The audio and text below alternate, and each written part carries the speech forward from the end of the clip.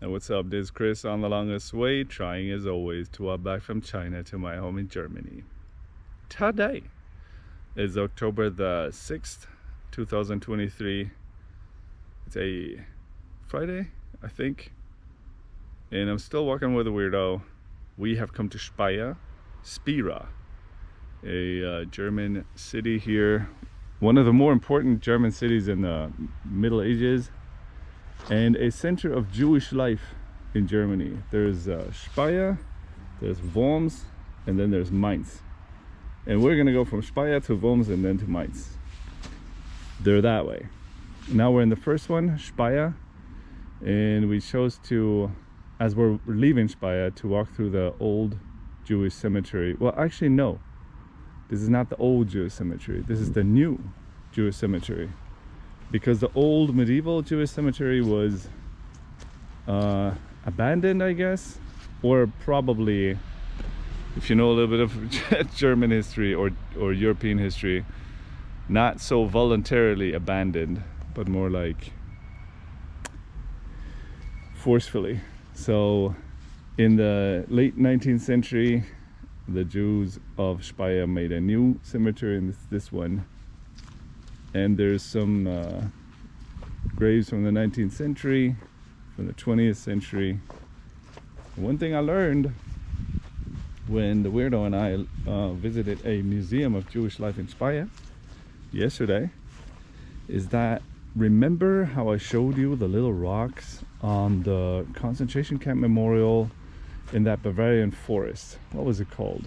Weingut 1, the bunker thing where they were trying to make airplanes. And then on these trees where the mass graves had been, on these tree stumps, there were a lot of little rocks, remember? And I said, oh yeah, people are commemorating the dead here. What I learned in the museum yesterday was that Jewish people, they don't put flowers on graves, they put little rocks on graves. So here on the grave of Louis Levinger and Caroline Levinger, they died way before the Shoah, so that was lucky. Oh, they had pretty, well no, she lived a lot longer than him, 20 years, Carolina. Anyway, on their grave, somebody put a little rock. And one thing that interested me as I was walking around here in the graveyard was to find out if there were any graves from the 30s, from the time when it got really bad. Let's cross here. Because most of them are either older or younger. The Nazis came to power in 1933. The Night of Crystals was in 1938. The war went from 39 to 45 in Germany, so here's one. Johanna Lehmann. She was born Hochschild and she died in 1938. Benedict, husband of Johanna, died in 1936. And this one was the closest to the Holocaust I could find. Helena in the same grave as her sister Jenny.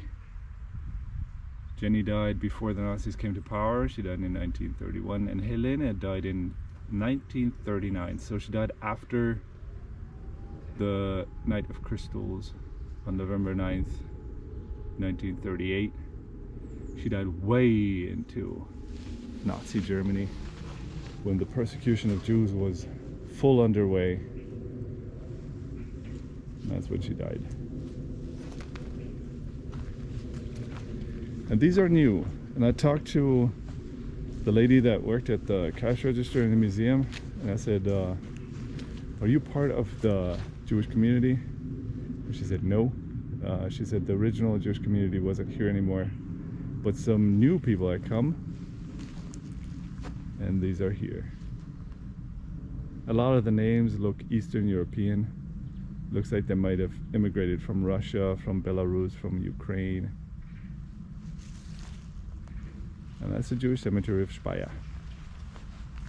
It's so awesome. It looks a bit like a bottle of pee. It does.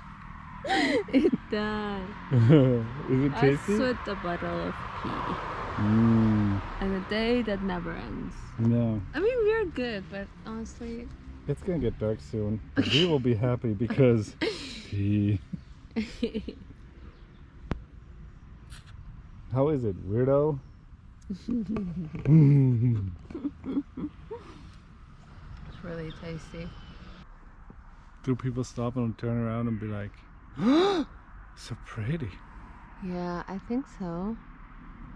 You're Or right. they go, whoa, such a fucked up hat. And what is he doing with the fridge on wheels? With the fridge on wheels? Also, he seems dwunk.